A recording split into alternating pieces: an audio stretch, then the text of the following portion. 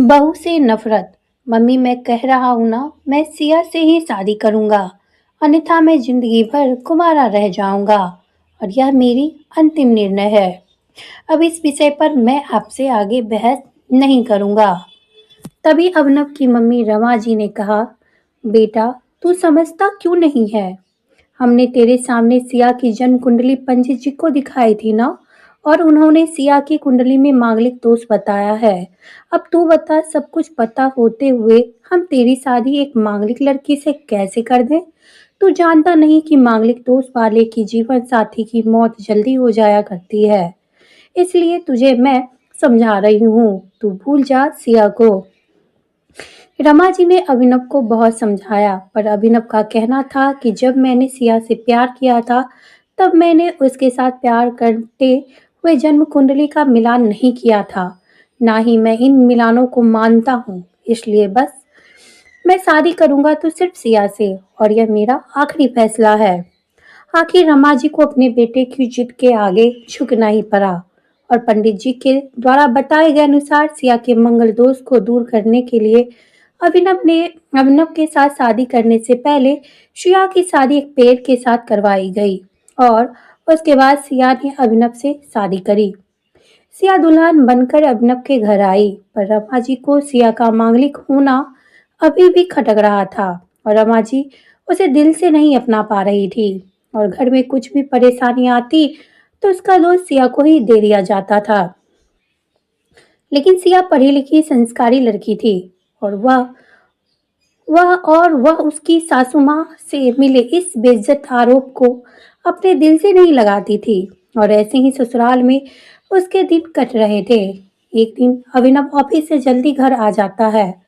तब रमा जी ने उसे पूछा, बेटा आज जल्दी कैसे आ गया? तब उसने बताया कि माँ आज सुबह से ही सिर दर्द और बहुत कमजोरी आ रही है, इसलिए ऑफिस में काम करने की हिम्मत ही नहीं हुई मेरी। तब रमा जी ने कहा, चल बेटा जल्दी कर, हमें डॉक्टर के पास चलना चाहिए। तब अभिनव और रमा जी डॉक्टर को दिखाने गए।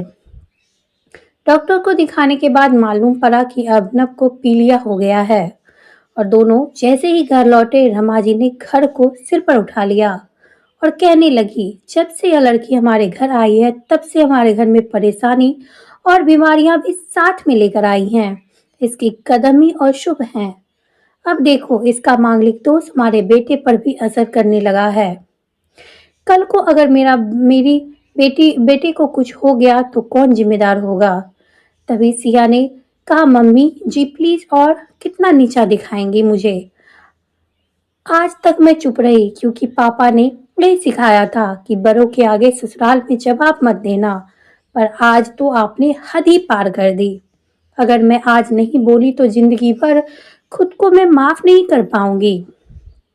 मम्मी जी, अगर आप पंडित जी पर भरोसा नहीं करती थी तो उनके कहे अनुसार आपने सारी मांगलिक दोष निवारण की विधि क्यों करवाई? क्यों पहले आपने मेरे पेट से शादी करवाई?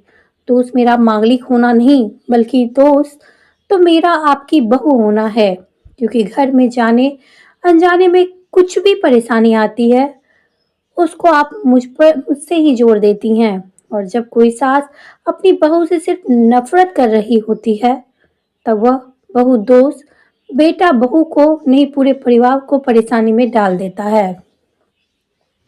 और इस बहुदोष से मुक्ति भी सिर्फ सास ही दिलवा सकती है। बहू को अपनी बहू माने, उसे दिल से अपनाए, उसे भी सम्मान दे, और वह महसूस कराए कि वह भी इस परिवार का सदस्य है। नहीं तो बहु दोष मांगलिक दोष से भी ज्यादा पीड़ादायक हो जाता है। सिया की कही हुई बातें रमा जी के दिल को झकझोर रही थी, और उन्हें मन ही मन पश्चाताप भी हो रहा था। उस समय उन्होंने सिया को कुछ नहीं कहा। थोड़े दिन बाद अभिनव बिल्कुल ठीक हो गया और ऑफिस जाने लगा, और 1 महीने बाद अभिनव की सैलरी भी बढ़ गई। तब उसके घर आकर इसका श्रेय श्रेया को ही दिया तो रमा जी बोली, हाँ सही है बेटा, तू तो सारा श्रेय बहू को ही देगा। तेरी माँ का आशीर्वाद भी तो तेरी प्रगति के पीछे रहता है। तेरे साथ तू तो मुझे श्रेय देना भूल ही गया। तब अभिनव ने कहा, माँ इस बार सिया का मांगलिक दोष मुझ पर और ना ही मेरे तरक्की पर नहीं लगा, और माँ, जब हम बूढ़े परेशानी का श्रेय सिया को देते हैं, तो अच्छे कामों का श्रेय भी तो सिया को ही देना चाहिए। तो इसलिए आज का सारा सिया को ही श्रेय जाता है।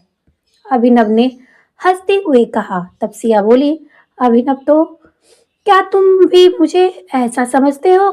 तब अभिनव ने कहा, नहीं सिया, बिल्कुल नहीं, बिल्कुल नहीं, बल्कि मैं तो माँ को ये समझाना चाह रहा था कि सुख दुख हमारे जीवन का हिस्सा है और कभी जीवन में खुशियाँ आती है तो कभी गम भी आते हैं। इसके लिए हमें परिवार के सदस्य या अपनी बहू को दोष देना उचित नहीं है। तभी रमा जी बोली, बेटा सही कह रहा है तू, और तेरी तरक्की ही बहुत है मुझे इस झूठे दोस्तों से बाहर निकालने के लिए। आज मैं ये कसम लेती हूँ कि आज के बाद मैं सिया को किसी भी बात का दोष नहीं दूंगी। यह सुनकर सिया आज बहुत खुश थी, क्योंकि आज उसको उसकी सास ने मांगलिक दोष के साथ साथ बहु दोषों से भी मुक्ति दे दी थी। दोस्तों, आपको ये कहानी कैसी लगी?